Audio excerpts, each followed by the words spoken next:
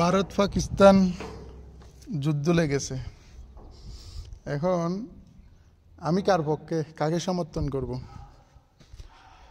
প্রথম কথা হচ্ছে যে আমি মুসলমান, সর্বপ্রথম আমি মুসলিম হিসেবে আমি পাকিস্তানকে সাপোর্ট করব।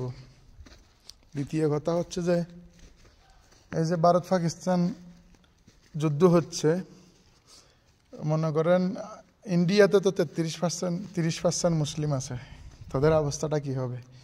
মোদি সরকার এমন একটা খেলা খেলেছে, যে সময় ইন্ডিয়ান মুসলিমরা ওয়াকফ নিয়ে, যারা ওয়াকফের সম্পত্তিগুলা গিলে খাওয়ার জন্য হিন্দুরা চক্রান্ত করতেছে, ওই চক্রান্তের বিরুদ্ধে যখন আওয়াজ তুলেছে তখন যুদ্ধের দামাবাজি দিয়েছে, যাতে এই জিনিসটা কি দামাচাপা পড়ে যায়।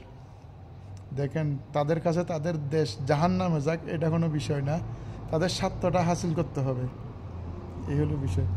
তো পরিশেষে একটাই কথা বলবো, সবাই দোয়া করবেন পাকিস্তানের জন্য এবং ইন্ডিয়ার মুসলমানদের জন্য। আল্লাহ যেন সবাইকে হেফাজত করেন এবং নিজ দেশের জন্য দোয়া করবেন, আমাদের বাংলাদেশকেও যাতে আল্লাহ পাকে হেফাজত রাখে।